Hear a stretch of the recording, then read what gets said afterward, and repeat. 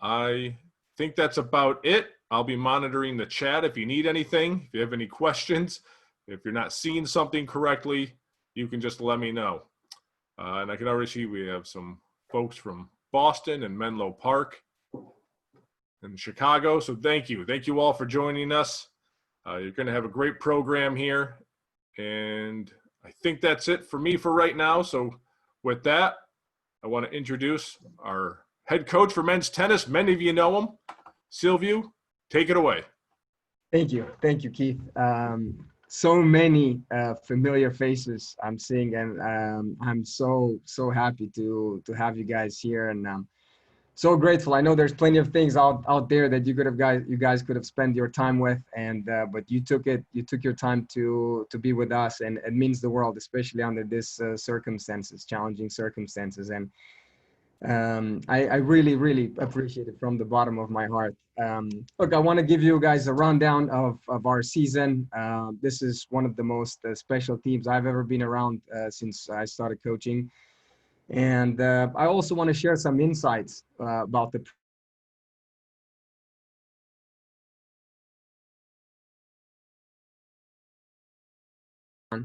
I mentioned in the past to some of you guys, and I want to make sure that you guys are fully aware of what our mission is, what is the mindset of Cornell Tennis, what we're trying to accomplish, and how is it that we are accomplishing some of the things that we do. So I wanted to start quickly with got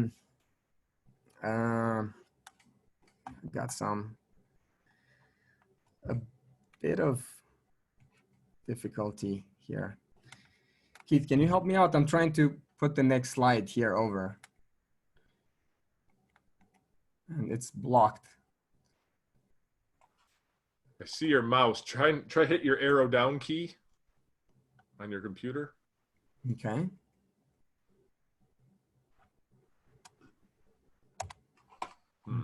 There it is. Okay, there you go. Yes, got it. So, so what is the mission? You've heard me many times. I've mentioned the mission of our program in our newsletters, and one of the main mission of our program is just to create as much growth as humanly possible within our players. And we wanted to do that in a way that they can accomplish and achieve things that they never thought was possible. And we think the best way to do that is to create the best environment for them. And starting with being professional, and how they go about every single detail of their being part of the program. And is it their training? Is it their planning to go to school? Is it how they interact with their teammates, how they interact with the staff, how they carry themselves in the matches, how they compete, how they pursue their goals. And we wanted to make sure that we do it in the most professional and efficient possible way. One of the things that we've emphasized a lot with our program is to be authentic, in a way that you can show us, and we can show you how, to trust one another and be authentic, in a way that the guys know that, they take the ego outside of things. They know we can be honest with them. We can tell things that exactly how they are, and make the most out of the feedback we provide and the information or the guidance we provide as a coaching staff. Same thing amongst each other and with us, and vice versa. We expect our guys to be honest with us and have this rapport where we know there's so much honesty and transparency between one another. And we don't want them to take things personal. If we have something that's maybe it's critical on, addressed to them, we want to make sure that they understand the intentions behind everything that we share with them. Personal awareness is another thing, just making sure that, you're aware. And I think once you're in the middle of things, many times you get sidetracked by emotions, distractions, temptations, and you're missing out on what you are about and what is your mission, what is your goal, and how you're trying to accomplish your mission. And be aware of how you do things, how when you play a match, how you handle a stressful situation. And we want to talk to our guys and share with them our opinions, our observations with them, and making them fully aware of how they handle themselves under certain circumstances. Planning is another thing that we emphasize quite a bit, making sure that they are fully organized. There's so much that goes into their lives while they're here, and whether it's school, tennis, training, and we want to make sure that everything is incredibly well organized way in advance of the start of the semester. And it's a tornado. Most of you know it when you were at Cornell. It's just a tornado, and once you start the semester, there's not too much time for you to change gears. Discipline in implementing the plan, it's a major component of our mission, and we understand there's, like, when you're 18, 19 years old, there's so many temptations, so many distractions out there, so many things that you can get sidetracked by, and we want to make sure that we keep our players accountable, that they keep themselves accountable to their mission and their goals, and they follow their path in the most disciplined possible way. Learn as much as possible from everyone. And I say here, matches, wins or losses too.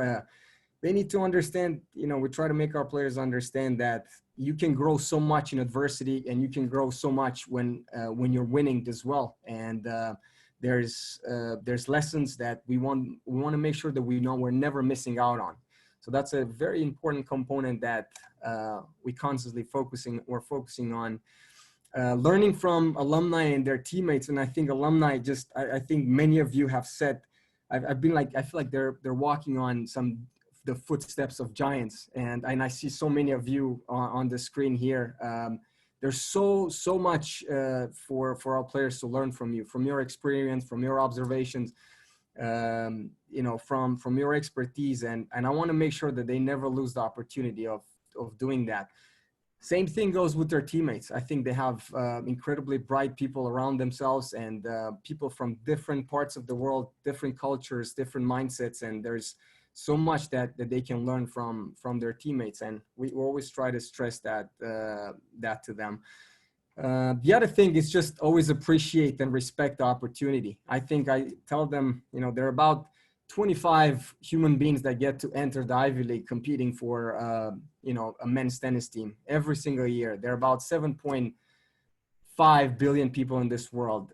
They are in an incredibly privileged group of people. And having a chance to enter a school like Cornell, represent it, be part of the tennis program, have a chance to play the sport that they love, in a first-class program, it's something incredibly special and very, very unique. And we want to make sure that they never take that for granted.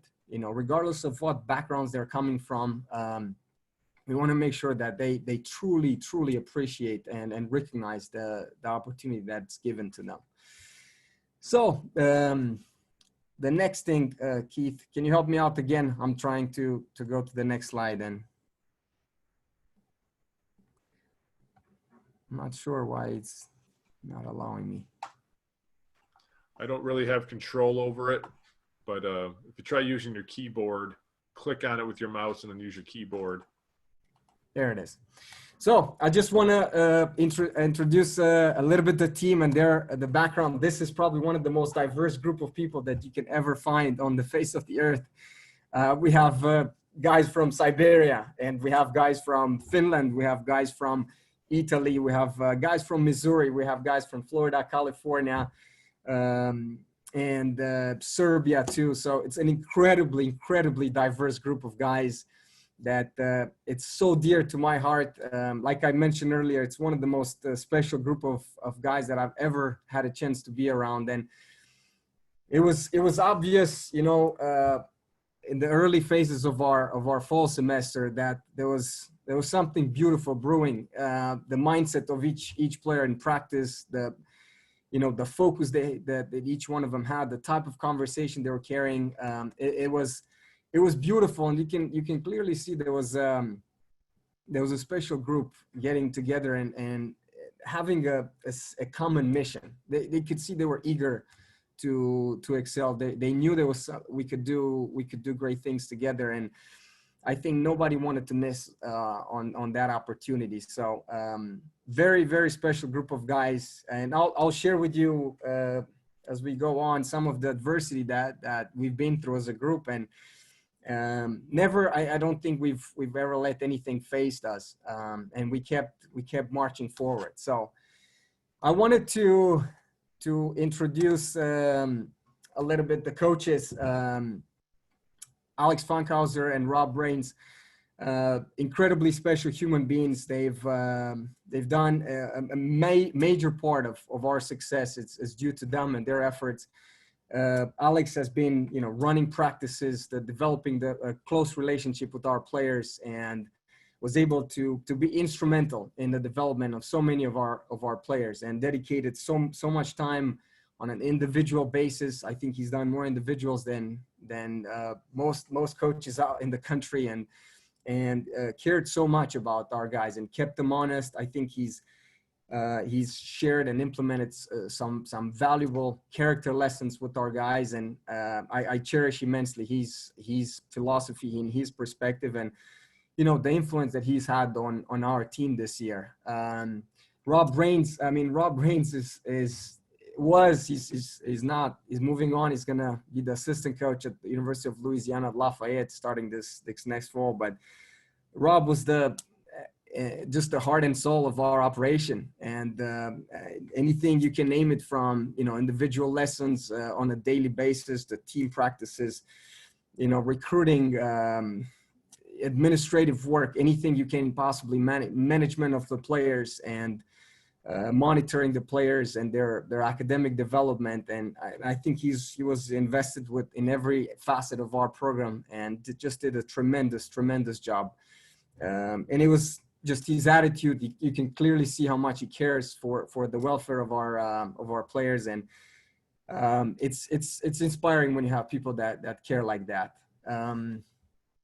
I want to move on to our two of the most important people of our program, and I'll say they're the pillars of Cornell men's tennis, and that's Don Greenberg and Gary Blaylock. Their title is I think their official title is academic advisors. There is so much more than academic advisors. I think, to me, they're family. They're way beyond academic advisors, and the amount of time they spend with our guys, if there's an 8 o'clock meeting with them or 8 p.m. meeting, conversations about life, about decisions with regards to majors, regards to classes, regards to direction in life. And they've been instrumental ever since I stepped foot on campus. I've been so inspired about how much they care about their program, and they invest their time, their resources. Both of them support the program financially as well. They're not paid for their time and efforts, and it's something that I truly value and respect immensely. And we wouldn't be in the position that we are as a program if it wasn't for them. I would like to, going on the earlier point that I mentioned, many of you do not know Dan TUDORACHE. He was very instrumental in establishing and trying to implement a professional environment within our group. And he's a good friend of mine. I've known him for 20 years. He's worked with 5 top 100 ATP players. He's the strength and conditioning coach for the Romanian Tennis Federation currently, and we've established a very good relationship throughout the years. And I really wanted to have his expertise and have our guys benefit from his expertise. Unfortunately, he wasn't able to do it in person, but we've had every single day communications with him. He set up fitness exercises, fitness testing for every single guy in our team. He established workouts for our team and communicated. He would establish daily workouts for 3 different type of workouts according to whatever player needed on that specific day. And I communicated with him daily. I would have conversations with him at 2 or 3 p.m. in Romanian time, and I valued his professionalism and organizational skills immensely. I think he's an invaluable asset for this year, and how well the team has able to grow and develop from a fitness standpoint. So here you can see, I just want to share just a few drills that he recommended for us. You can see this other one, just agility drills, changes of directions, voice command. Many exercises that he's done with us that I thought were very, very useful. And tennis specific, that was one thing that we were always looking for, to have a tennis specific strength and conditioning coach. I'll move on to other contributors of the team. Amy Foster, who's our supervisor, and she was the one that I think helped us navigate this semester and all the challenges that we've had from an administrative standpoint, admission-wise, like budget-wise. She was instrumental. Becky Guz, our athletic trainer, anytime anybody got hurt, she put them on a plan. She looked after them on a daily basis. Simon Birnbaum, a new addition to our team, was a massage therapist, and we wanted to make sure our guys were healthy and try to do always try to take preventive measures. And he's worked with our guys after every tough match we've had in order to keep their bodies fresh and ready to go for the next weekend. He's worked with them earlier in the week. Dr. Dirk Dugan, who many of you know, anytime we've had some need for help to see a doctor, it takes weeks and weeks to see a doctor, and we needed like someone to see it on that day, and he always was available regardless of the time, and it made a big impact, because I don't think we would have had either Lev KAZAKOV and Pietro Rimondini. I'll tell you their stories later on, but I don't think we would have had them play if it wasn't for the promptness of Dr. Dugan's responses. David Wohlheater, he's the one that helps me edit the newsletters, and regardless of any time I've sent them a newsletter, if it's at 9 p.m. or 1 a.m., he always gets back to me, and it's in very prompt replies, and I cherish that. And then ultimately, Jim Burlich, who's the team photographer. Every team you see, every team photo or individual photo on our website or on the social media, it's done by Jim, and I think he's done a terrific job making all of us look much better than we look. I would like to introduce you guys to some of the members of our team, and I'd like to take the captain of our seniors for the purpose of this town hall meeting. Evan BYNOE is one of the most special human beings I've ever been around. He's by far one of the hardest working human beings I know, and set an absolutely incredible example. You talk about leadership, and you talk about people that will impact and influence the rest of the group in the most positive and upward trajectory way. Evan is the guy, and by the example that he sets with the way he trains, with the way he prepares, the way he takes care of his schoolwork, and the way he cares about others. And I think it was instrumental to see him lead this team as a player. He was as much of a leader as any of us, as in the coaching staff. And I'm so grateful for how he conducts himself and how he represents this school. He makes us proud. And one of the things that I'll give you an insight, like after we finished our season, we're per NCAA rules, we're not allowed to train with our guys the last 2.5 weeks of the season. And we have the so-called team captain practices. And usually when, it's very tough to book courts, we're not allowed to be involved in anything, in courts booking or, management of the practices, what they do in practice, nothing. And Evan took it upon himself and did a phenomenal job, developed the software, had they would book the courts automatically with the name of the person, the people that were to play on, every single day. So the guys knew exactly what time, who was their partner that they were practicing in that very day. And he did that for almost the last 3 weeks of the season. And I think the team has never worked harder in what we call it's off season, since we're not allowed to work with them. I don't think the team has put more effort than in this fall, and I would give Evan so much credit for organizing that. you know, besides that, he's it's just an outstanding student. You know, 4.2 GPA.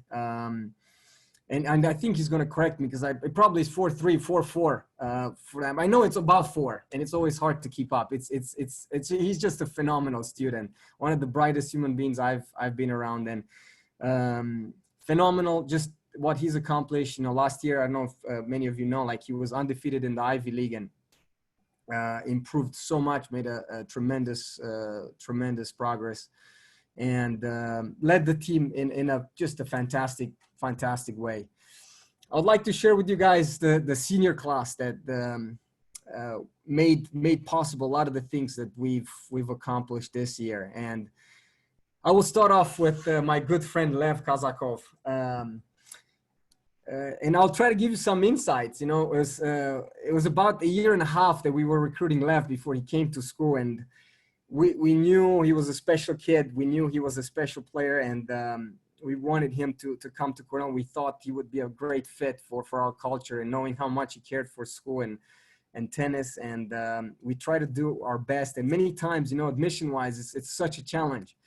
And I knew that the best possible way for us to give him a chance to get admitted is for him to get himself known by the administration. So I begged my our athletic director, Andy Noel, to see if he takes some time and Skype with Lev and have a chance to get to know Lev in person. And you know, Andy's running 37 teams and he has so much on his plate, but he took the time, you know, to talk to Lev and his dad. And I think Lev left such a positive impression on Andy. I think it was very useful, and you know, advocating on his behalf for the admission. And I thought it was such a nice thing to, you know, to see from you know, our leader to do that. And then we had Don Greenberg. I asked Don to meet Lev, and he spent time on Skype with him. And I asked Garrick to do the same, and he did the same. And such you know, I think it was incredibly useful in getting him admitted into school eventually, and he made the most of it. You know, he's a 3.7 GPA, just recently graduated from the Dyson School, and I think he certainly made the most of it. Lev is just hard-working human being. Like it's just hard to find someone that works harder than him. Is an honest, if there's one word that I would describe him, just honest, and cares for others and cares deeply for this program. And another insight, like 4 years ago when we clinched the share of a title, of the Ivy League title, we were taking a team picture and Lev was sitting on the sideline. He just lost his match, unfortunately. And he was so disappointed that he wasn't able to help the team. And he was crying. We had to literally convince him to come take a team picture because he was so distraught that he couldn't help the team that day. You know, last year we played against Harvard and Boston, and it was just a gut-wrenching loss. It was a 4-3. It came down to his match. It was a 6-4 loss in the third set. And he started, the moment the match finished, he started doing sprints. You know, he wanted to in a way to punish himself for not being able to carry the team through the finish line. And it like so many examples of how deeply he cares and how invested he was in this group. And many people don't know that this summer he dislocated, before coming to Cornell in the summer, he dislocated his shoulder. And we saw it early on, and we saw him hitting, and we were so concerned that he wasn't able to carry throughout this semester. And Dr. Dugan, like I said, was instrumental in setting him up an appointment and seeing him right away, and getting an MRI done. And we figured out he had a tear in his shoulder and torn labrum. And we didn't know what, you know, you know, at the time the solution was a surgery. The easiest and probably the safest thing was surgery. But the alternative was for him to take a cortisone shot, possibly a PRP shot later on, and see how he can manage his pain and if he can handle it. And he chose the latter. And you know, he came in the fall semester with, you know, no ability to train, no ability to hit a ball. And for about 3 full months, every single day, he would come to practice and just do agility drills or runs. He would run stadiums and agility drills, and lower body strength. And Rob Brains was there with him on every single day. And it was incredible to see how dedicated he was. And another thing that he did, you know, in the winter, he had a chance to go home like everybody does. And he hasn't, I don't think it was about 12 or 10 months since he's seen his parents. And he chose to stay over in Ithaca. It was the first time we were allowed to train with our guys over the winter break. And he chose to stay here. And we started training on December 24th. And he was in practice every single day. We had two practices a day, and he was there just grinding. One of the things that I want to mention about him just culminated this whole hard work of his with a big match against Harvard in the ECAC championship. Not only that, he was an absolute rock throughout the entire spring semester, and throughout his all 4 years here. I think he's been one of the most remarkable members of our program, and I keep him dear to my heart. And one of the last things I'll tell about Lev is that he clinched one of the most important matches of our history against Oklahoma. Many people don't know 4 years ago when he was a freshman, match came down to his match. It was 3-3, and Oklahoma is 7 at the time in the country. And Lev is playing a guy I don't think he knows, but he was playing Alex Gilea, Romanian, my countryman. And Alex was 20-0 as a clincher in clinching matches for Oklahoma. And he ends up, Lev, as a freshman, ends up clinching the match and beating Alex Gilea. And Alex Gilea leaves college tennis with a 20-1 record in clinching matches. And that one loss is against Lev Kazakov. And I think we will all remember that for a long time. I'll move on to our next senior, Pietro Rimondini. Pietro was incredibly, so hard recruited by Northwestern Illinois. He had so many options to go, so many other places, and we had to fight incredibly hard to bring him over. Pietro is probably the easiest person to like in our team, but certainly certainly the fastest one that will drive you wild. And he certainly had his moments with me, or I had my moments with him. And he is an incredibly creative human being, talented as it comes, stubborn as it gets. But he's the true definition. When you set your mindset on something and you go and try to achieve it, and he certainly has been the epitome of that. And I thought his senior year, he wanted to make a statement, and his mind was set on setting an example and playing the most, consistent possible tennis in the country. He's been a guy that has changed his style throughout his years, and we've butted heads many times about that. But this last year, I thought he became much more mature. I thought he adopted a game style that was incredibly difficult to play against. And I want to give you a quick story about him just to understand why he drove me wild many times. About 4 years ago, when the phones did not have GPS, he was driving to Syracuse to catch a flight, and he asked me, "Is there any chance you can get me a GPS?" In Pietro fashion, it was 2 hours before the flight, and I ran home. I had a GPS. I gave him a GPS. He ends up driving there, getting there. I call him, just making sure that he got there, and he tells me, "I'm there. I'm at the gate right now." And he calls me 2 hours later and tells me I missed the flight. And I thought, how in the world did you miss that flight? How is that possible? And he just fell asleep. He fell asleep at the gate, and that's something that Pietro would do. He had 4 rackets. For example, we played Tulsa in the season. He had 4 rackets, brand new rackets, and he walks with 3 rackets on the court. I don't know if none of them was a fresh racket. He breaks the first all 3 rackets in the first set. He was, I think, in the second set, and he was down at the time, and he's playing with Evans' racket, and I remember I thought I was just gonna go crazy. I couldn't believe it that he didn't have 4 rackets strong and fresh, and but he pulled it off, pulled it off, and just in Pietro fashion, and just an absolute rock. If you see it here, he was the record holder in the country at the best record in the country in the freshman year. Instrumental this year. He was as solid as any players we've had in our team. I think we were walking in our matches knowing that we were going to be up 1-0, having him in our lineup. I'll move to Daniel SOYFER. I know many people know, but Daniel initially went to Wisconsin University. Not only that, but he managed to clinch the match against us 2 years ago, and we will certainly remember him for that. But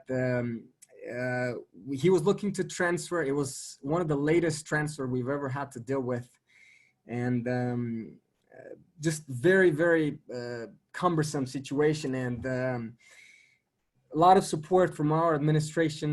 They came in at the very last second, and they've offered the opportunity for him to go in the communication. Communication was not the major of his choice, but we knew there was opportunity for him to do a minor in business. He was business oriented, and he ends up coming here and making the absolute most of it. He graduated with the 4.0 GPA and with the minor in business. And I'll tell you a little bit about his plans afterwards. Daniel had a situation this summer, an infection, a very scary situation with tonsil infection, where his airways were blocked. He had to go to emergency in July to take a shot to clear his airways, so he literally could not breathe. He was sidelined for about 2/3 of the season and couldn't practice in the fall. I remember sitting in a doctor's appointment with him and getting the news that he was cleared to practice, and just seeing how excited and happy he was to have a chance to get back on the court. And it was good. He went back home. He trained Ivan Drago style, running hills and mountains there, and did his best. And he came in the best possible shape. And it was just massive contributor, 7-1 record. Did a fantastic job this season for us. I'll move to Joe McAllister. Smart. If you say Joe McAllister, smart is the first word that comes to mind. I hope he's not gonna get his feelings hurt, but if he does, he knows that I'm honest. And he was not the most talented, tennis player that we've had in our team, and but feisty and bright, and just like an absolute pest on the court. I think he's the most. I think he leaves Cornell with the title of most hated practice partner as far as playing matches and sets against him. I think he's crushed many souls throughout his times at Cornell in practice, and did a phenomenal job, in improving. And I think he made the absolute most and overachieved with the talent from a physical talent standpoint. I think he made the absolute most of it, and it culminated with some clinching matches against Oregon. He clinched the match against Oregon. Oregon was 35 in the country at the time 2 years ago, and clinched a very important match against Harvard during the Ivy League season 2 years ago. Instrumental in doubles, helped us in doubles. I mean, he won the doubles, his doubles match again with Eero Vasa against Columbia last spring, and managed to beat Ryan Getz, who played 2 for Princeton in the regional championship. I think he's done the absolute most of his tennis, and not only that, I think just the way he represented the school, how feisty he was, how competitive, how much he cares for this program. I will cherish that for as long as I live. I'll move on to Rohan SIKKA. Rohan is the most charming guy in our team by far, and Rohan is we've not always seen eye to eye. We've certainly had our fair share of differences and battles, and one thing that I truly cherish about him is just the growth, and the trajectory that he left Cornell with. And I thought during his last year, I thought he was so bought in the mission of our team, and just how he contributed in practice. I thought he trained incredibly hard. I thought he pushed our guys to the limit on a daily basis, whether he was playing the number one guy in the team or the last player in our team. I thought he didn't differentiate, and I thought he had a similar approach, the way he supported the team off the court and just the way he carried himself in the senior year. I think when you have people like that, whether they compete in the lineup or not, they're instrumental. And I think any coach in the country will tell you that having those guys like that can push you over the limit and accomplish great things. And I certainly believe Rohan made that contribution. He's graduating with 3.7. He has a incredible job lined up for him, and I know he's going to do great things in the near future. I will follow that up with Christopher Levine. Christopher joined us during his last year in college, and Christopher has a machine-like focus. He loves the game. He's as passionate about tennis as anybody as I've ever met. So dedicated to our program and to our team. I thought it was a great influence having him around and seeing him on a daily basis, how much he cares and how much, you know, he devotes his time to train and improve and to our team. And not only did he train, but he had a very tough major, as you can see, major in biology and society. He had a minor in business, did fantastic. I'll tell you about his plans afterwards, grad school wise, and just he found time also to help our guys with the stringing too. So he I will never forget an inside before leaving. He had a week full of prelims, you know, leading up to our trip to Iowa, and he wasn't able to string throughout the week. And we had 19 rackets the day before we were leaving to Des Moines. And Chris took his final prelim that week and came to Reese at about, I don't know, I think it was 7 p.m. He assured me that all of our rackets are going to be done. And at 3 a.m., sent me a text and he said, everything is good to go. And if that doesn't show someone's care and devotion for the program, I don't know what does. And I'll never forget that instance with him. Fall highlights. Pietro Rimondini wins. He starts off by winning the fall men's open, the Curtis Reese men's open, and he lost 5 games every single match. I thought he played lights out. Pietro, another thing about Pietro about this season, he had major elbow pains, and again, Dirk Dugan was instrumental. He recommended the cortisone shot. Pietro took a cortisone shot. He probably practiced a third of our fall semester. And even with that, like whenever he would practice, you know, he would came in and train hard, and made a quarterfinals in the regionals. Had to pull in the quarterfinal in the 3rd game because of his elbow. I was very, very unfortunate. Evan started off a little tougher with the Princeton Invitational. I don't think he played as good as he could have. We knew he could have played better, and he followed that up with the great tournament at Dartmouth.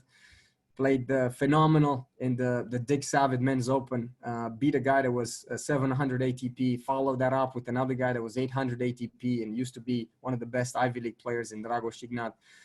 Made a final, and he was up a set and 4-0 with the guy that was top 20 in the country the year before. And I thought he was playing some very, very, very good tennis.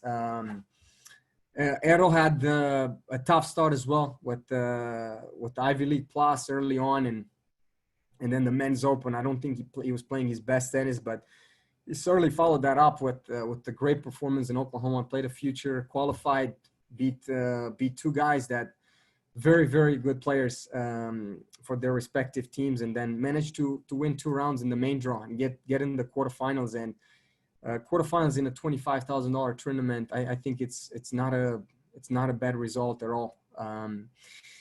He followed that up with he qualified again in the 25,000 in Florida, won his first round there, beat the number 1 from Kentucky and the number 1 from UNLV.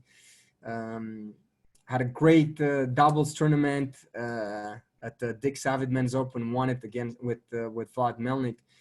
and he managed to put one of the best performances I've seen at Freeze Tennis Center against Ryan Pandole, who was playing 3-4 for Colombia in the finals of the Men's Open. Just beat him 6-2, 6-1, and I thought it was one of the best tennis performances I've seen here.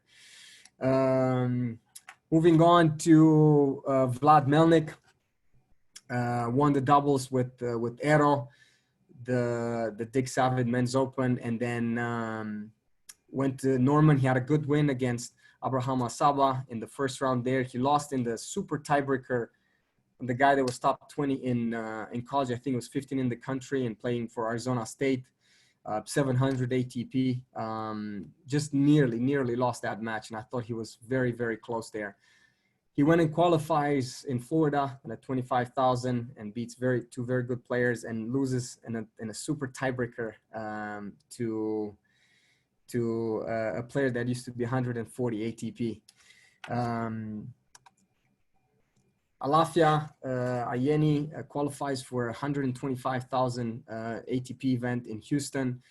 He had a tough loss there, 6-4, 6-4 against a very good tennis player, and then made a quarterfinals in Tunisia where he ends up beating Petros Tsitsipas, who's Stefanos Tsitsipas's brother, and then beats a guy that's top 500 in Savrian Danilov. And then moving on to the spring semester, we started a spring semester against Michigan State. We're not playing the best tennis at that point. We're fairly rusty trying to figure out our doubles lineup. We're putting our heads together. The coaching staff is, every single day and trying to put together. We didn't have Alafia in the fall. We didn't have Pietro in the fall for the most part. And we didn't have Daniel for the most part in the fall. We didn't have Lev. So we didn't have any chance to put our doubles lineups together. And we had them all healthy at the start of the semester, and we're trying to put together in a matter of 10 days a good lineup. And we won the doubles point. We weren't happy the way we were playing in doubles. We did a fairly solid job in singles, finishing off that match. We're going to the ECACs after that, and Brown comes off feisty, and we played a good, much better doubles point. We found out the night before that one of our guys was sick. Konstantin Kirovsky was playing doubles. He was sick. We had to change the lineup again, but we ended up playing actually very, very well in doubles, and solid wins from Mero, Alafia, and Pietro in singles. We go on and play with Dartmouth right after that, and again, very good doubles point, solid across the board. We're very happy with how things are progressing there. Aero comes up big and beats the regional champion in Charlie Broom, and Pietro solid, Daniel solid there, and we get a great win there against Dartmouth. I think they were 20 in the country. I think they came in and they beat LSU, Minnesota, and Memphis before that. So we knew we were playing some good tennis at that point. We go on with Harvard, and we lose a doubles point. I don't think we played bad. I just thought that they played better in the most important moments of the match. And it's one of the things that it's remarkable about that match. Lev comes back. I mean, he's down a set against arguably one of the best freshmen in the country. I would say the kid is top 5 freshman in the country, and comes back in a big fashion there. Daniel SOYFER, he's not listed on this slide, but Daniel SOYFER saved 5 match points in that match, and I think the momentum that he created for the rest of the team by saving those match points and staying and fighting and grinding in that match was absolutely crucial. There was a huge crowd behind him. Just a beautiful electric moment at the Reese Tennis Center. And it culminated with here. I'll show you the match point, but one of the interesting thing about this match is Alafia is up a set 5-4. He's down 30-40. He's playing Brian Shee, who's playing just very solid tennis at that stage. And Alafia is down 30-40, misses the first serve. Everybody's just waiting. What is he gonna do? And he goes on and goes like hard slice second serve down the tee, beautiful serve. I love that decision. I thought it was great. It took a lot of guts from him and to make that call, and he went for it. And the guy barely touches the ball. We go to deuce, and the deuce point. This is the point where we have it here. Comes in, just a short crossball volley, and the guy misses the ball wide. And we have, you know, the rest of the team storming the court. Just a beautiful moment there. And we knew at that stage that this team was gonna go places.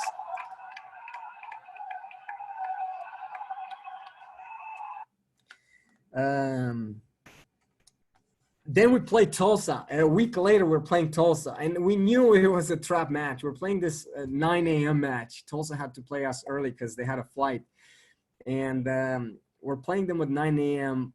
We knew we had the bullseye on our backs. Our ranking was good. They beat us the year before. They were set to beat us again. Certainly a strong team and a very good matchups for them. I felt like going into the match. We lose the doubles point, not playing very well, but we're moving into singles, and Alafa comes back. He loses the first set.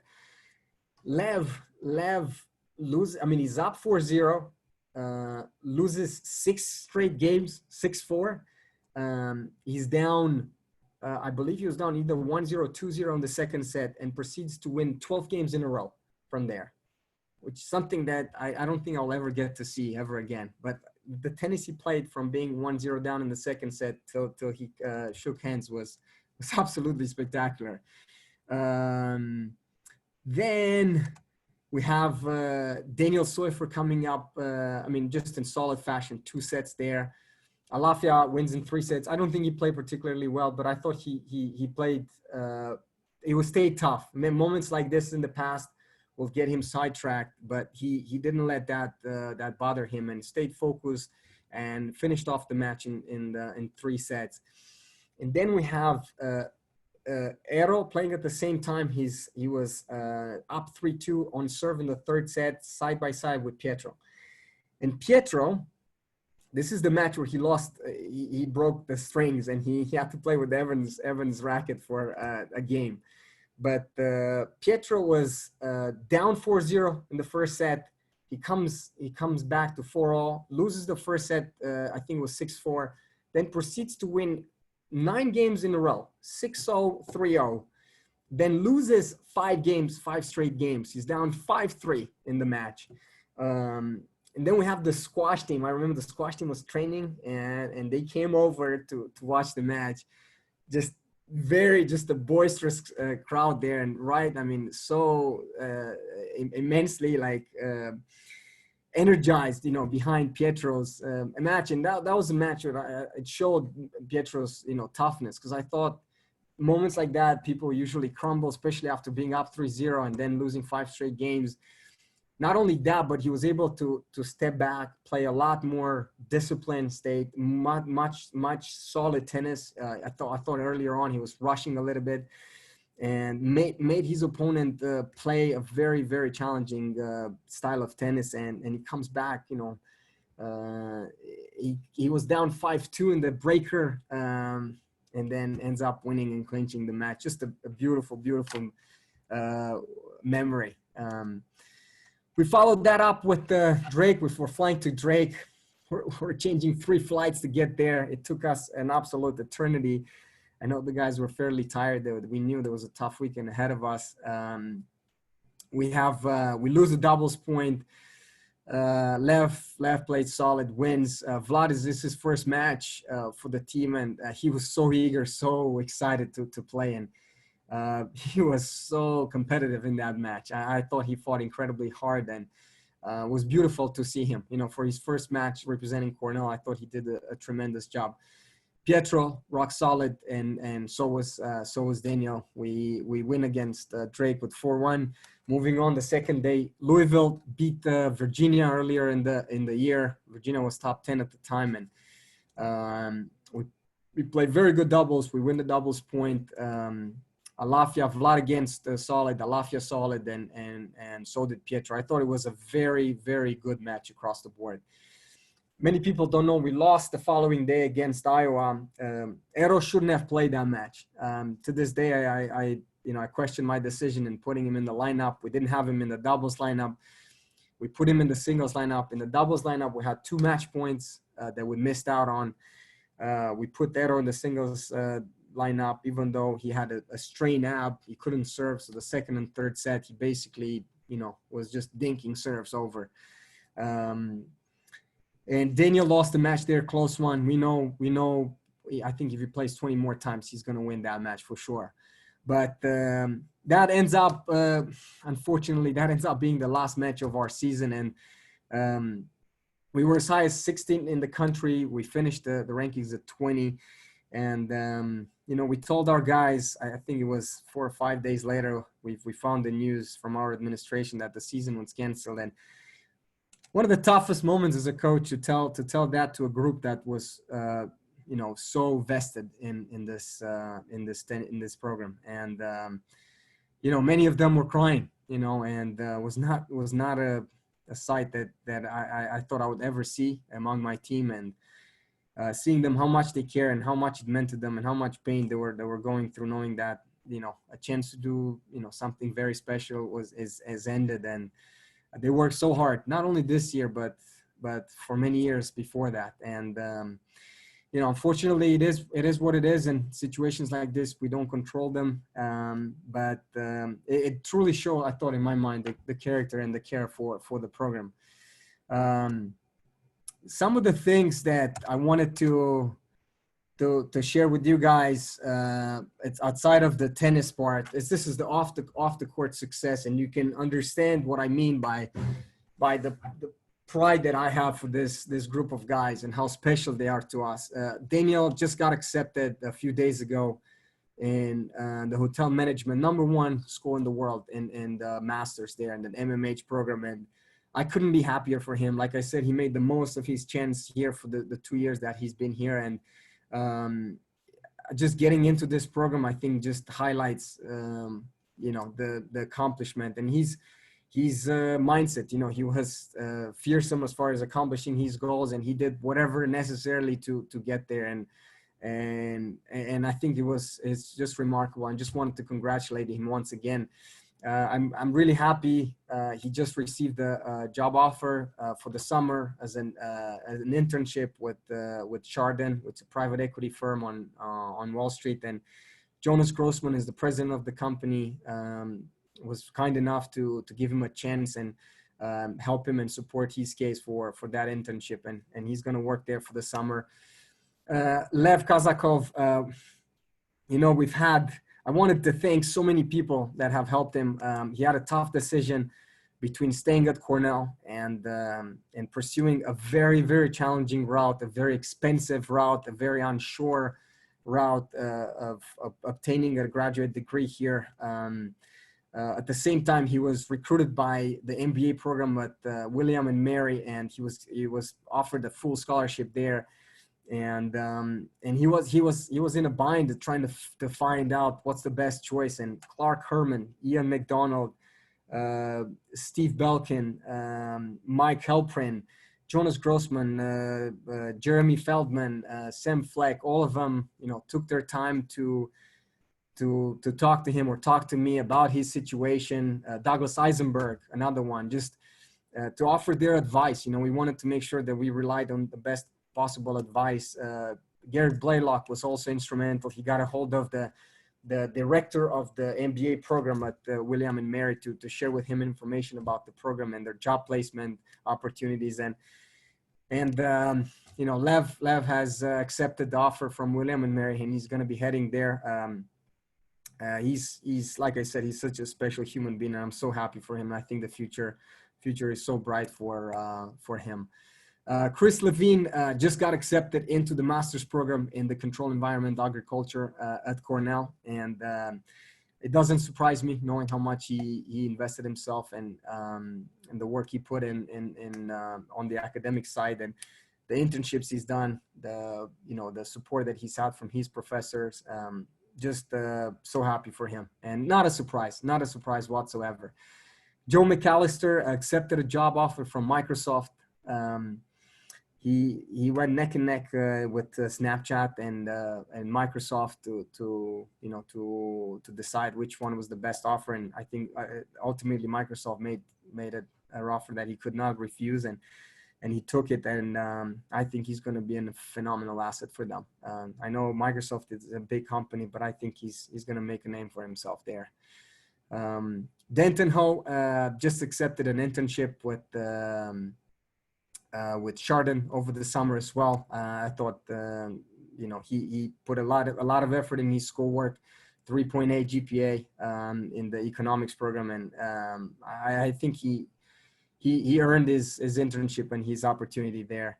And then Rohan SIKKA, ultimately, he accepted a private equity position at Stepstone. And given the current climate, I think it's the fact that he still has that job there. I think it's fantastic, and I'm so happy for him. So with that being said, quickly, I just want to go really quick because I want to give the guys a chance to talk. I want to give our just seniors an opportunity to share their thoughts and experiences. But we got PATORN, HANCHAIKUL, Sempaket, and Mohammad Dosani joining us in the fall. PATORN is coming from Thailand, played Australian Open, was as high as 60 in the world. He's going to study engineering. I think he's going to add a tremendous amount of value. Sempaket from Canada, top 5 player in Canada, beat 2 top 10 players in the States this past summer. Very, I think, instrumental piece, I think, in the future of our program. Hardworking kid. He loves tennis, very passionate. I think he's going to do great things. And Mohammad Dosani, talented player from Maryland, top 50 in the country. I think huge upside, and I'm just can't wait for him to join us and have a chance to work with him. With that being said, I want to thank you guys for taking the time to listen to me. I want to give a chance to all our seniors, to 5 seniors, just to briefly introduce themselves and kind of share with you guys what their experience has been, representing our program. And I'll give Keith the floor. Thanks, Silviu. Let me just make sure I can unmute everybody here.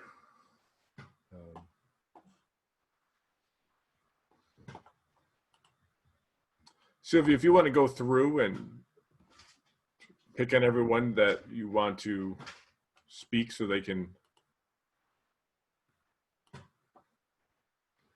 Sorry. I hit the mute all button. Now I'm trying to get everyone unmuted.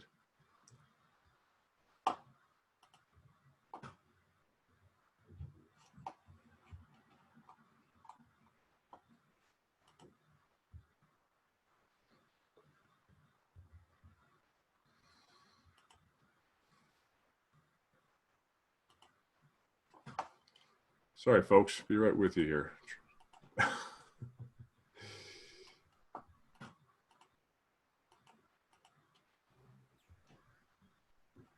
Silviu, you want to call on somebody to begin with?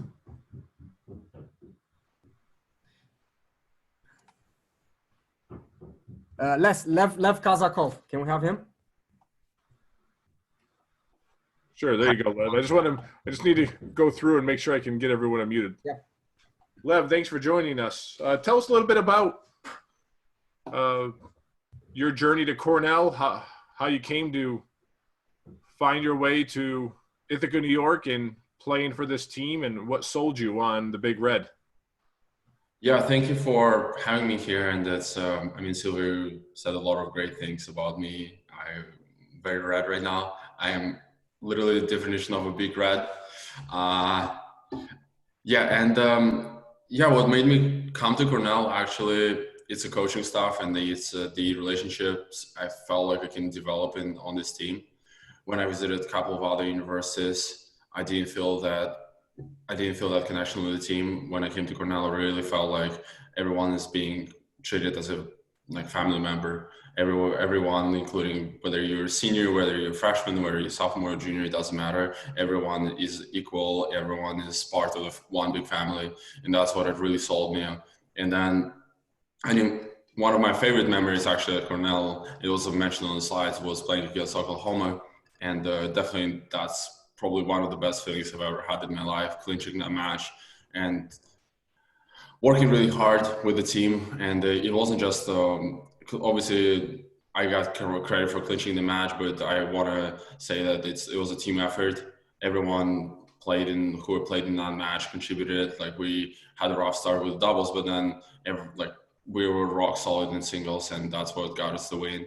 And I don't know if people know this, but Silviu actually had an offer from Oklahoma, and he was choosing between Cornell or Oklahoma over summer when I was coming in as a freshman. So that match meant a lot to me, to prove the point that he made the right decision to stay with us and stay at Cornell. And I made it literally my sole mission to prove the point that we gonna win this match. And it wasn't just a fight for Cornell, it was a fight for our coaching staff that contributed so much to our lives and made us into human beings we are today. And I'm so very grateful for these 4 years that I spent at Cornell, and it's been an absolutely incredible experience. And couldn't ask for anything more from it. Thanks, Lev. Can we go with Pietro? Pietro, are you there? Yeah, I can hear you. Yeah. I just got back to Ithaca just a few minutes ago. So Welcome on the show. okay. Yeah, I was gonna surprise you, maybe like scare you while during the call, but decided it wouldn't be the best idea. Where were you? You said you just got back to Ithaca. Oh, I was in Florida, but now I just arrived in Ithaca, and I'm gonna leave for the Hamptons tomorrow, because I'm gonna go coaching there a little bit. I heard it's pretty nice. Great. Yeah. Is there a question? Yeah. Sure. Can I just? I guess I just speak again. Yeah. All right. So I just want to. Well, what? No, go right ahead. Okay. So I just gotta make it nice, short, and sweet. But I want to just deliver a few important things. First of all, I wanted to say thank you to everybody, all the coaching staff, for dealing with me pretty much, because I'm a lot to handle, and a few people really understand how hard it actually is to deal with me, because I'm a lot to carry. But I can assure you that throughout the years, I'm a lot better, because I believe that Cornell changes you as a person, and at the same time, it also changes your life, and it provides you with like opportunities and that you pretty much before you didn't think were available, and it puts succeed. So, and I can tell you that when I was a freshman, I never lived alone. I didn't have any like friends here or anything, and I basically a lot of people had to help me out with that one. But I believe that like the harsh environment and the tough weather and how hard the school actually is, also being part of a top 20 team, having like so many responsibilities, really teaches you how to become independent and self-sufficient. So pretty much I've learned so much from this team and this institution that I don't want it to be over yet. And because of the virus, I feel like we got robbed as a team from what might have been one of our best seasons in history. And we were up there. I feel like we could have possibly made a top 10 appearance. We'll see. But so after reviewing all the options and how the virus is going, I've decided to make a comeback in the spring of 2021. So I'll be right back. Yeah, that's it. It's official. It's official. Yes, it is. Thank you, Pietro. Can we go to Daniel SOYFER? Yep. Hi, everyone. Thank you, Silviu, for the many kind words throughout this meeting. It's a pleasure hearing them. So Silviu mentioned that I transferred from Wisconsin, but my journey began with Cornell. Prior to that, I wanted to become part of the team in my senior year of high school. And after my freshman year of college, I had a few friends going to Cornell. Pietro, I've known him for years. Evan, I've also known him for a very long time, and yeah, I wanted to come, but unfortunately there were no spots available, and I made it my mission to finally become part of the team, and finally after my sophomore year, there was a possibility, and I transferred extremely late. I think I completed my application in the middle of June, and got the result back in July, and I was beyond ecstatic. I joined as soon as I could. I signed the application, or the letter, like the minute I got it. Comparing it to Wisconsin, I don't want to go too much into comparison, but I loved Wisconsin. But when I came to Cornell, it was something I could have not imagined. It was the best experience in my life by far. I couldn't be more thankful and more happy about how these 2 years went. There were definitely a lot of challenging times that I experienced. There's a lot of adversity that you have to deal with. But looking back on it, I think it was an extremely beneficial stepping stone in my life. I go about life in a very different manner than what I used to now. I actually developed a passion for learning, and I actually am most happy when I'm most busy, which is not something I could have imagined in the past.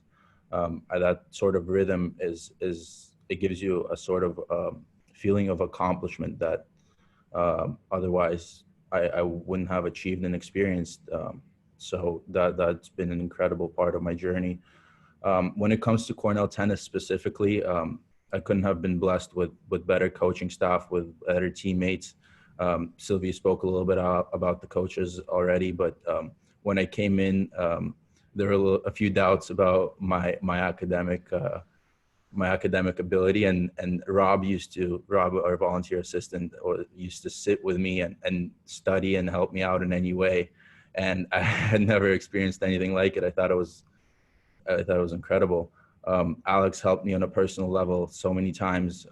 Always grateful to him. And Silviu has been one of the most influential, probably the most influential person in my life for the last 2 years. He helped me out so much, and not even talking about the tennis court. That of course is one thing, but on a personal level, I had a bit of a rough patch in the fall semester, as he touched upon, and I came to him one day in the office and I spoke to him, and I told him how I felt and what was going on in my life, and he took everything apart. He was like, tennis is not an important thing right now. Focus on what you need to do. He helped me with a bunch of advice, with any sort of thing that I needed, and that's when I realized he cared for us more than just players. He really cared for us as if we were part of his family, and I couldn't have been blessed with him, any other coaching, all the other coaching staff. It's been incredible. As for my teammates, we're a group of guys that shares a lot of great experiences together. Of course, on the tennis court, that we had a lot of great times, and however, I think off the court is where we really come together. Everyone is always helping each other. We're helping each other in terms of academics, in terms of making connections, anything really you can imagine. We're a very tightly knit team. So I've been very, very happy with how that turned out, especially that I didn't know much about it when I was going into it. As I said, I transferred last minute, and it worked out amazing. So with that, I guess all I want to say is, after 2 years, all I wish that I had done differently is been able to join earlier. So thank you. Thank you, Daniel. Let's move on to Joe McAllister. Hey, everybody. Yeah, so I was at Cornell all 4 years. When I was in high school, I was thinking I was going to go to UChicago pretty late. I'd gotten like the offer. It was a Division III program, but a good one, and I knew the coach pretty well. I talked to Silviu like fairly late in the process, and it was really fast. I talked with him. It was basically like, we have a spot potentially, like we need to get you to Ithaca to see it. See what you think and meet me so we can actually talk in person. He'd seen me play some matches at clay courts and different tournaments, and I came up with my brother. Actually, my parents had never been to Ithaca or didn't know anything about it really, other than that Cornell was there. I went there, and I stayed in that little motel right across from Reese and looked at the campus, checked out Reese, talked to Silviu a bunch. And like, I just remember at the end of that, or someone, I met with Don and Garrick actually too. That was like one of the biggest things, like, there's no way I'm getting that anywhere else. Like, there's two people with like just incredible careers and that you can tell genuinely care about the program as much as the coaches and everyone. So after leaving there, I just talked to my brother and he's like, so what do you think? And I asked him that and he's like, I don't see how you could possibly not go there. Like, I don't know how you could, in what world, what would make you not go to Cornell? And that's exactly where I had landed too. And he lived in Chicago and really wanted me to go there. So that was kind of where it started. One thing that was maybe a little different is I didn't know any of the guys except Andrew Dykman. I knew a little bit from juniors going into freshman year. Like, first day showing up, I'd never met them. I'd Facebook messaged a few of them, but like hadn't really interacted. And so I was kind of an unknown. And I think that was one thing that could not have gone better possibly. Like, the group of guys all 4 years, the guys that have graduated, the freshmen that are here now, like, it's just such an incredible group of guys. It's like the best friends I am confident I'll ever make. Like, they'll be lifelong friends, and that's awesome. That same thing with the coaches. Like, I like know that I'll be able to text them at any point and we can just talk about stuff, and they'll do the same, and I'll help them whenever I can. And I've talked to a lot of the alumni too. One, Jonathan Rapkin helped me get an internship opportunity at Snapchat, like helped make some connections there. That was amazing. I was so stressed out about that. Like, looking back on it sophomore year, I was like, that was the biggest obstacle in the world, just like finding an internship. It's like crazy how kind of your mind and perspective changes, especially now, like given where the world's at. Like, really wish I was super stressed about which internship I was gonna maybe get an offer from. Don, Garrick, I already mentioned it, but it's just incredible. All the conversations I had with both of them. I took Don's class this last semester, senior year, which was such a good decision. Incredible professor and someone that's just mentored me a lot. Same thing with all the coaches, Bruno, Rob, Ulysses, Silviu, Alex. It's really like incredible that I've gotten to work with so many people that are so talented for tennis, but I think they're like also just talented with the people, the kids that they're working with. Like, that's when I came in, I really was like a kid. I had no idea what I was doing. And like guided me in so much. My tennis got so much better. My like knowledge of different like computer science, different things just got so much better. And they guided me more with like time management, just skills that are way more important than a lot of the things I'm like have learned in my classes that I can relearn or I'll maybe never need, some of them. But like just the skills that you get from being an athlete and like kind of what SOYFER said with it just being so intense. Like, Cornell is an intense place. The tennis team is intense. And that's just something that when you learn how it works and the gains you can make from that and the challenges it brings, it's just really, really awesome to have been a part of that. And I just leave it with like the people I've gotten to know over the 4 years. That's what I'll remember more. There's some awesome matches, clinching Harvard, different ones. Like, I'll never forget those moments, but it's just the people that I've gotten to work with, the people that I'll meet through this too. Like, I'll be sitting on this call hopefully in 5-10 years, maybe it'll be in person instead of on Zoom. But getting to experience that is just something that's awesome. And I think you can look at Cornell tennis like a family, and that's how it's been for me. And I think it'll stay that way. So, thank you, everybody. Thank you. Thank you, Joe. Can we move on to Rohan? Yes, of course. Hi, everybody. It's great to be here. First of all, I want to say a massive thanks to all the coaches for everything. I mean, it's been this year especially has been a crazy year, so many up and downs. And, you know, Rob, whenever anyone needs a favor in any way, a lift or some drilling or anything, you know, you're always there, and we always really appreciate that. Alex too, you know, whenever there's an individual, whenever we want an individual, you're always there and stepping up, and really appreciate that. But overall, you know, Silviu, you commend us on our hard work, but I would doubt that we can find a college coach that works harder than you in the country. I truly believe that, and that's why all of us have developed such respect over the last 4 years.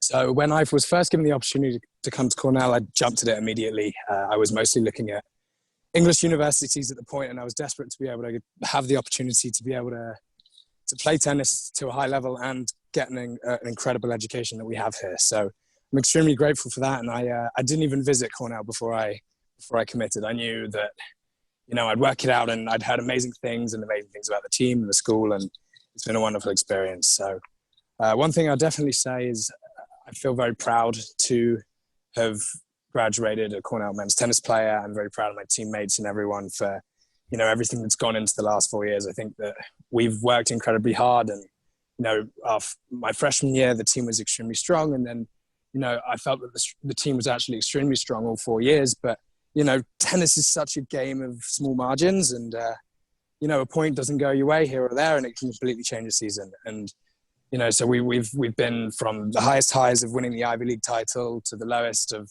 you know, 4-3 agonizing losses. But, you know, I wouldn't change any of it for the world, because it was a journey that we all learned so much from, and I wouldn't change anything. One final thing I'd like to say is that, you know, when you come to Cornell and you see everyone around you, you know, all just normal students who aren't also athletes have to work extremely hard to graduate from this place. And so that's why I think it's such an amazing thing to be an athlete here, because, you know, the day is a lot shorter when you spend 3 or 4 hours a day on the tennis court or in the gym. And so, you know, a lot of people forget about that, but there's so much behind the scenes work that goes in. You know, the whole fall is the whole time we're just training hard and getting our bodies ready and, you know, fixing our games, improving in any way we can so that we're ready for that first match in the spring. And this year I really saw it come together. I truly believe that, as Pietro said, we had the potential to be a top 10 team. And, you know, we had strength from 1 to 6 and amazing players.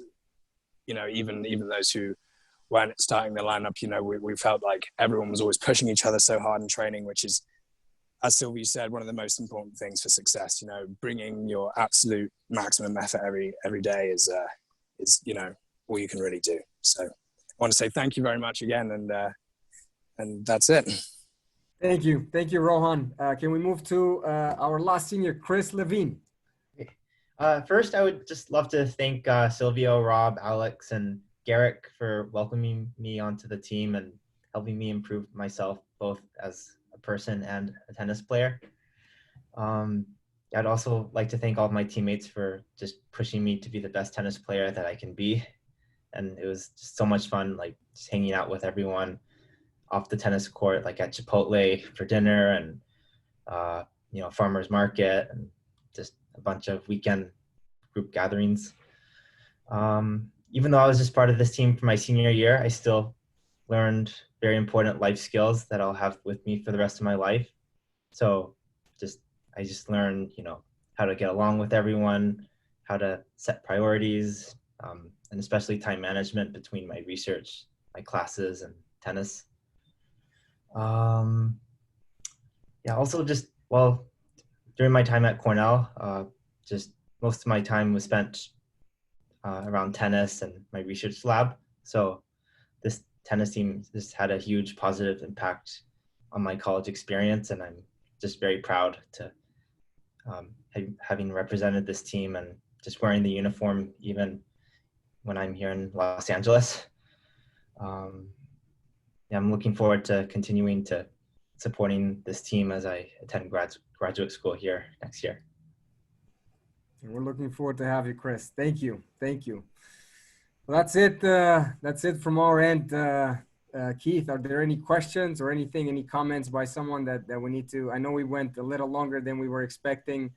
I appreciate your guys' patience and attentiveness to all we had to share with you about our program. It's, like I said, it's a special group of people, and I didn't want to do. I wanted to do justice by everyone. So I'm sorry I kept it a little longer than initially expected, but I feel like it was worth it. Like, these guys were absolutely worth it. Well, I don't see any questions in the chat right now. I'll give everyone a minute or two to put something in there if they'd like to. I have a question for you, Silviu, and that question is, are we going to just ride this momentum right into next year? Well, we certainly hope so. We're like patiently waiting to for the news as far as the fall semester. There's a lot of unknowns right now, and the spring. But assuming everything goes back to normal and we're going to have a status quo type of semester, I certainly believe that we have a chance to build on what these guys have accomplished and what they've done this past 4 years. And I think we'll have a chance to have a good team, especially with Pietro returning. I think that certainly adds a different element of competitiveness within our team that we didn't know we were going to have.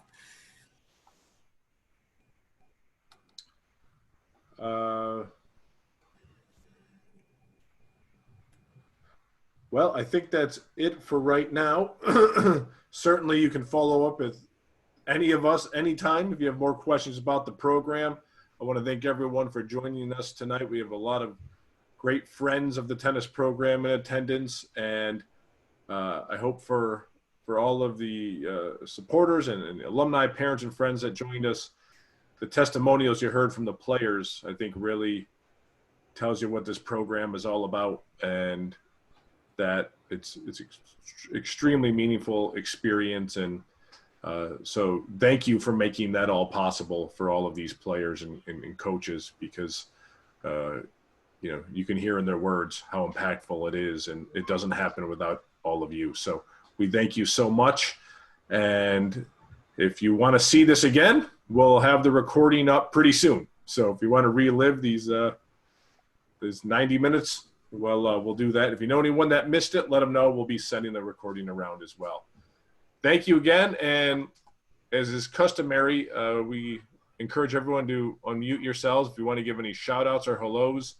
Silviu, if you want to stop the screen share, and for everyone watching, quick shout out to Leon BYNOE, who is 55 years old today. Happy birthday, Leon. Thank you so much for everything you do, for what you mean. Thank you. For inspiring us.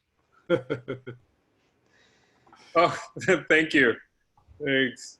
Much appreciated. And thank you all for being part of this. Like Keith said, we wouldn't be able to do what we do if it's not for your guys' support, and it means everything. We just wouldn't be here. So thank you for that. Thanks for being part of this town hall meeting, and hopefully we'll have a chance to catch up soon with each one of you at some point. Thank you, and you guys have a good night.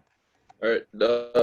Before you go, I just wanted to, say one thing about the seniors that, I know I've been a very Pietro-like presence in the team for the last couple of years, and you guys have really helped me, grow, not just as a person, as a tennis player as well. You guys have pushed me on 11 in particular. You pushed me on the court a lot, and in fitness, in the classroom as well. Joe, you've helped me out a lot in the classroom. I know we have similar majors, and you guys have just been such a force. I hope that next year that I can be as influential as you guys were for me. So thank you very much for your contributions, and you will be missed. Thank you. Thanks, Lafayette. Okay, well, if anyone else wants to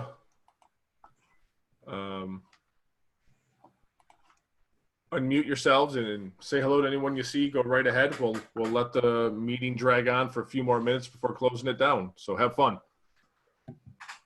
I just want a disclaimer here. Joe mentioned earlier John Rapkin, although John Rapkin is an incredible supporter of our team. And Jacklich. we appreciate it.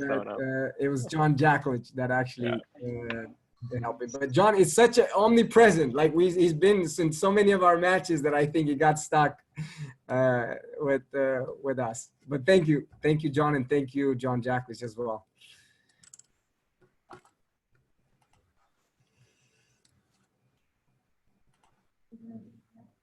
Thanks, guys.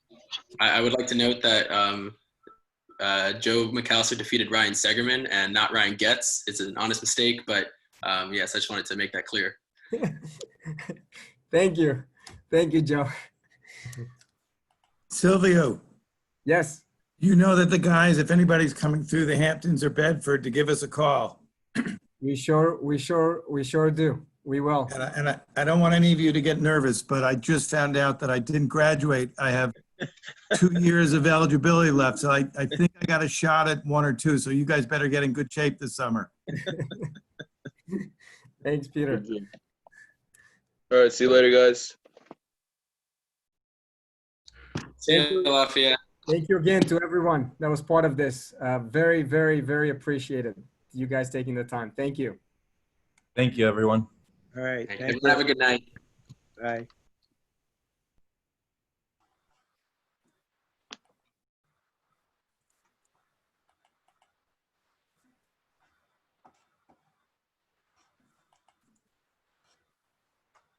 All right, there. Well, that